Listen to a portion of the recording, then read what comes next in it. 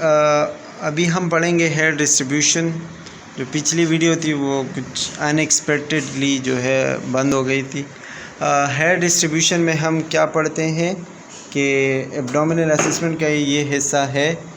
इसमें हम देखते हैं कि जो मेल का हेयर असेसमेंट होता है या डिवीज़न होता है, नॉर्मल डिवीज़न, वो डायमंड शेप का होता है। मतलब जो एब्डोमिनल हेयर होते हैं मेल के, वो डायमंड शेप में डिवाइड होते हैं, और जो फीमेल के होते हैं वो इन्वर्टेड ट्रायंगल होते हैं। मतलब ट्रायंगल को हम उल्टा करते हैं, उसी तरीके के या उस शेप के जो है एडल्ट फीमेल्स में हेयर डिवाइड होते हैं। पैटर्न अल्टर विद एंडोक्राइन और हार्मोन एबनॉर्मेलिटीज़। अगर किसी भी बंदे में जो है एंडोक्राइन ग्रैंड का कोई मसला है या फिर किसी भी जो है हार्मोन्स एबनॉर्मेलिटीज़ है उसके अंदर, तो ये हेयर डिस्ट्रीब्यूशन उसके अंदर डिस्टर्ब हो जाती है। मतलब जो डायमंड शेप है मेल में वो चेंज हो जाता है, डायमंड शेप नहीं रहता, या फिर फीमेल में जो है ट्रायंगल शेप है, ठीक है, तो वो ट्रायंगल किसी और चीज़ में कन्वर्ट हो जाता है, वो शेप नहीं रहता। तो ये किसी भी हार्मोनल चेंजेस की वजह से या फिर एंडोक्राइन ग्लैंड के किसी भी मसले की वजह से हो सकता है। इसके अलावा अगर कोई लीवर डिजीज़ है, बहुत क्रॉनिक डिजीज़ है, उसकी वजह से भी ये हेयर डिस्ट्रीब्यूशन जो है वो जो है डिस्टर्ब हो सकता है। इसके अलावा हर्नियल ओरिफाइसिस पे आते हैं। ओरिफाइस का मतलब होता है कोई भी होल, एबनॉर्मल होल आप कह सकते हैं कि आपके एब्डोमिनल एरिया में आ जाए, उसको हम ओरिफाइस कहते हैं। हर्निया हम कहते हैं किसी भी आर्गन का अपनी जगह से डिसलोकेट हो जाना या प्रोट्रूड करना। मतलब जो हमारे एब्डोमिनल के आर्गन होते हैं वो बाहर की तरफ आ जाए, उनका जो लेयर होता है वो क्रॉस करके जो वीक हो जाता है, ठीक है, वो क्रॉस करते हैं तो बाहर की तरफ आते हैं, इसको हम हर्निया कहते हैं। उनकी वजह से जो होल बन जाते हैं उनको हम क्या कहते हैं, हर्नियल ओरिफाइसिस। सबसे पहले इसमें अम्बलाइकल या पेरा अम्बलाइकल हर्निया आता है। तो अम्बलाइकस हमने पहले बता दिया, जब आपका मतलब नाव के ज़रिए कोई भी आर्गन बाहर आने लग जाए, ठीक है, ज़्यादातर जो है हमारा स्मॉल इंटेस्टाइन बाहर आता है, इसको हम अम्बलाइकल हर्निया कहते हैं। और ये मल्टीपेरस वुमेन में ज़्यादा, मल्टीपेरस मतलब कि जिन वुमेन के बच्चे बहुत ज़्यादा पैदा होते हैं, जो बार बार प्रेग्नेंट होती है, उनमें ये मसला बहुत ज़्यादा कॉमन होता है अम्बलाइकल हर्निया का। एपिगेस्ट्रिक हर्निया हो सकता है, felt small swelling in epigastrium. Epigastric region में आपको जो है कोई भी स्मॉल स्वेलिंग नज़र आती है, जो है आपका कोई भी आर्गन बाहर की तरफ आने लग जाता है। स्पेशली एपिगेस्ट्रिक रीजन में स्टमक बहुत ज़्यादा हर्निया में चला जाता है, ठीक है। इंसिजनल हर्निया में क्या होता है कि किसी भी स्कार से, मतलब आपने कोई सर्जरी की है, वहाँ पे स्कार है उस स्टिचेस का या कोई भी निशान है, उस निशान से आपके जो है आर्गन्स बाहर आने लग जाते हैं, आपको हर्निया हो जाता है, इसको हम इंसिजनल हर्निया कहते हैं। फीमोरल हर्निया ज़्यादातर फीमेल में कॉमन होता है, और ये इंग्वाइनल रीजन में जो है स्वेलिंग हो जाती है उनकी, जो मतलब रिप्रोडक्टिव एरिया है, ठीक है, वहाँ पे स्वेलिंग हो जाती है। इसके अलावा inspect the hernia orifices by asking the patient to cough. हमें हर्निया का कैसे पता चलेगा, किसी भी हर्निया को हम कैसे चेक करेंगे, हम मरीज़ को बोलेंगे कि कफ करे, मतलब वो खांसे, ठीक है, तो जब वो खांसेगा तो उसकी वजह से उसके उस एरिया पे थोड़ा सा प्रेशर पड़ेगा, जब प्रेशर पड़ेगा तो हमें वहाँ पे मांस नज़र आएगा, ठीक है, जिसकी वजह से हमें उसके हर्निया का पता चल सकता है। अच्छा जी, अब आते हैं आस्कल्टेशन पे। आस्कल्टेशन में सबसे पहले हम क्या करते हैं, बाउल साउंड सुनते हैं। सबसे पहले तो आपको आस्कल्टेशन का पता होना चाहिए कि हम किसी भी साउंड को जब सुनने लगते हैं या सुनने की कोशिश करते हैं, ठीक है, तो उसको हम आस्कल्टेशन कहते हैं। तो बाउल साउंड सुनने के लिए हम क्या करते हैं कि राइट स्टार्ट करते हैं और ऐसा एस की शेप बनाते हुए लेफ़्ट अपर क्वाड्रेंट तक पहुंचते हैं, ठीक है। ये पूरा आस्कल्टेशन होता है एब्डोमेन का। इसमें आपके पूरे 4 क्वाड्रेंट जो है वो कवर हो जाते हैं। इसमें आपने क्या करना होता है कि bowel sounds are high pitch gurgling cascading sounds occurring irregularly anywhere from 5 to 30 time.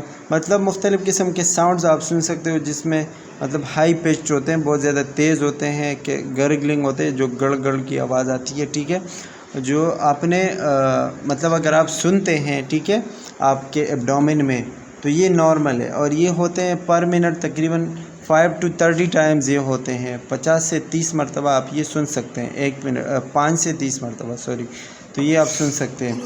अच्छा, इसमें एबनॉर्मल साउंड के दो तरीके हो सकते हैं, या तो एक बहुत ज़्यादा हाइपर एक्टिव साउंड हो सकते हैं या फिर हाइपो एक्टिव। हाइपर एक्टिव जो है बहुत ज़्यादा लाउड होते हैं, हाई पिच होते हैं, ऐसा रशिंग साउंड होता है, मतलब तेज़ी से गुजरने वाला एक साउंड होता है। आपको लगेगा कि कोई चीज़ बहुत ज़्यादा तेज़ी से गुजर रहा है, ठीक है, या फिर बहुत ज़्यादा तेज़ी से मूव कर रहा है, तो ये इसको हम हाइपर एक्टिव साउंड कहते हैं। हाइपो एक्टिव क्या है कि ये फॉलो एब्डोमिनल सर्जरी और with inflammation of the peritoneum. आपका जो पेरिटोनियम लेयर है वहाँ पे कोई इन्फ्लेमेशन हुआ है या फिर कोई सर्जरी आपने की है, एब्डोमिनल सर्जरी, उसकी वजह से जो है आपको हाइपो एक्टिव साउंड जो है सुनने को मिलेंगे। मतलब बहुत ज़्यादा कम साउंड होगा या फिर बहुत बिल्कुल होगा ही नहीं, एब्सेंट साउंड्स होगा, ठीक है। तो ये हाइपो एक्टिव होता है। हाइपर एक्टिव में आपके जो साउंड्स होते हैं वो 30 से ऊपर चले जाते हैं।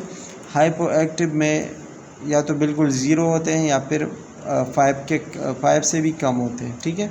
तो ये हाइपर एक्टिव और हाइपो एक्टिव साउंड्स का पता होना चाहिए। ये आपको एब्डोमिनल साउंड्स और क्वाड्रेंट सब कुछ बताया हुआ है, तो ये आप इस चार्ट में देख सकते हैं। एक्सप्लेन करेंगे तो बहुत ज़्यादा टाइम लगेगा, आपको नज़र आ रहा होगा तो आप ये पढ़ सकते हैं। वास्कुलर साउंड्स पे आते हैं जो हमारे आर्टरीज और वेन का साउंड होता है, ठीक है। उसमें जो note the presence of any vascular sounds और ब्रूट, मतलब आप नोट करेंगे कोई भी साउंड या ब्रूट्स का, जो हमारे वेसल्स के अंदर जो भी साउंड होता है, स्पेशली ब्लड का जो साउंड होता है उसको हम कहते हैं ब्रूट्स, ठीक है। तो ये साउंड्स आपने नोट करने हैं। कहाँ कहाँ पे नोट करने हैं? एवोटा के ऊपर नोट करने हैं। एवोटा के ऊपर आपने डायफ्राम रख के जो है वो नोट करना है। रेनल आर्टरीज जो होती है वहाँ पे नोट करना है। इलिएक जो रीजन होता है वहाँ पे नोट करना है। फीमोरल आर्टरीज पे नोट करना है, और स्पेशली उन लोगों में फीमोरल आर्टरी पे या उन जगहों पे जो है ज़्यादा करना है जो लोग हाइपरटेंशन के मतलब ब्लड प्रेशर के जो मरीज़ होते हैं, हाई ब्लड प्रेशर के, उनमें आपने ज़्यादा ये साउंड्स देखने होते हैं, ब्रूट साउंड्स, ठीक है। Medium to low in pitch and heard between xiphoid process and the umbilicus. Xiphoid process जो है हमारे स्टर्नम का आखिरी वाला हिस्सा है, वहाँ के आखिरी हिस्से से लेके अम्बलाइकस तक का जो एरिया है उसमें ज़्यादातर आपने ये साउंड्स नोट करने हैं, और आपको इस एरिया में आपको ज़्यादा सुनने को मिलते हैं। ब्रूट क्या है? Aortic bruit, this is audible above slightly left to umbilicus and indicate aortic narrowing. अगर आपको एवोटिक एरिया में जो है ये साउंड सुनने को मिलता है तो इसका मतलब कि आपका एवोटा जो है बहुत नैरो हुआ है, मतलब तंग हुआ है, ठीक है, किसी भी एबनॉर्मेलिटी की वजह से। रेनल ब्रूट जो है आप रेनल आर्टरी के उसमें देखते हैं, सुनने की कोशिश करते हैं। रेनल आर्टरी स्टेनोसिस में ये आपको जो है सुनने को मिलता है।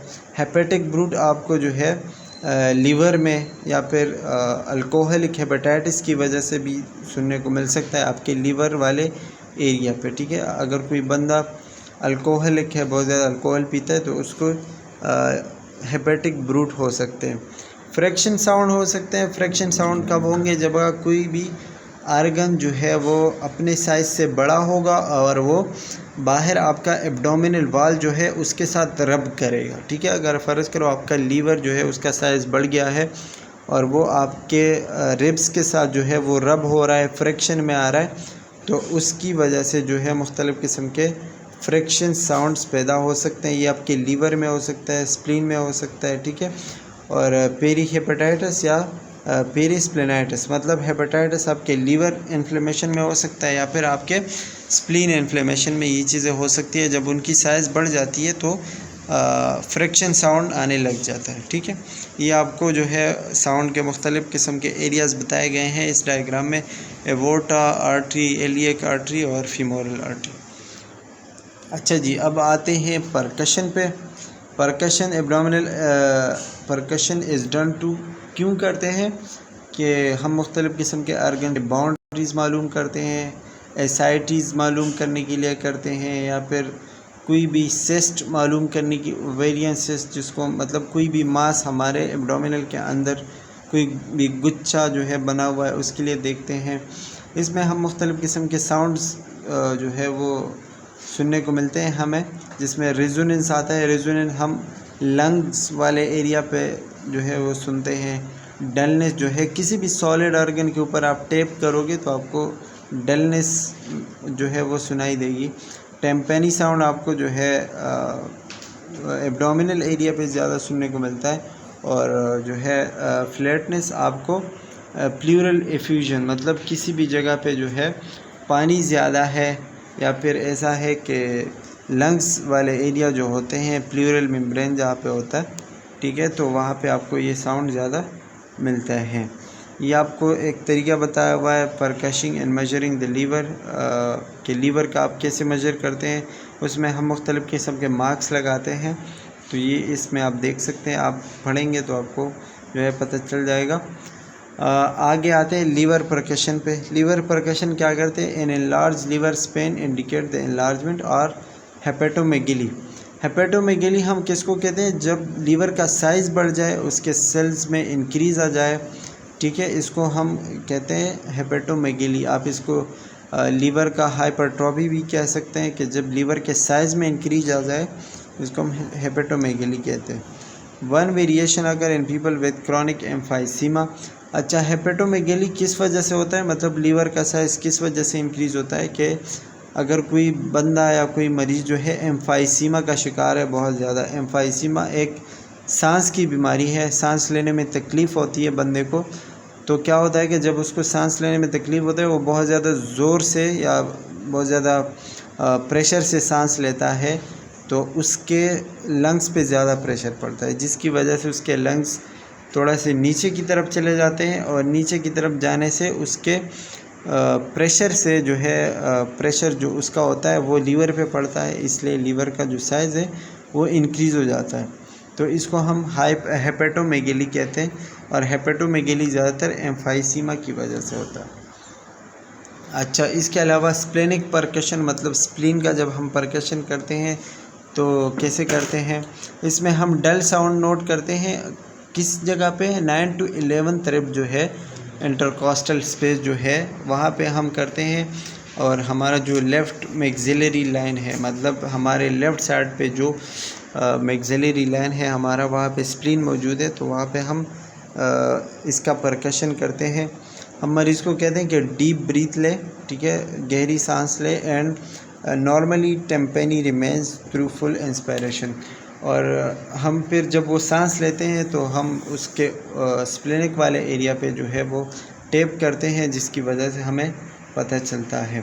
अगर जो है वो sound dull with full inspiration, मतलब जब वो सांस लेता है और हमें डल साउंड सुनने को मिलता है, तो ये एक पॉजिटिव स्प्लीन परकशन साइन है, मतलब कि हाँ उसका जो है स्प्लीन बढ़ा हुआ है साइज़ में। तो ये एक साइन है कि जब भी वो गहरी सांस लेता है और हम जब उसके स्प्लीन पे टैप करते हैं और हमें साउंड आता है डल साउंड, ठीक है, तो इसका मतलब कि उसको स्प्लीनोमेगेली है।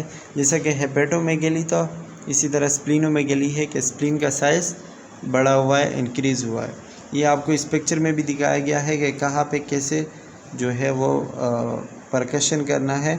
बिल्कुल लेफ़्ट साइड पे 9 to 11 रिब जो है, इंटरकॉस्टल स्पेस जो है, उसमें आपने स्प्लीन की परकशन करनी है।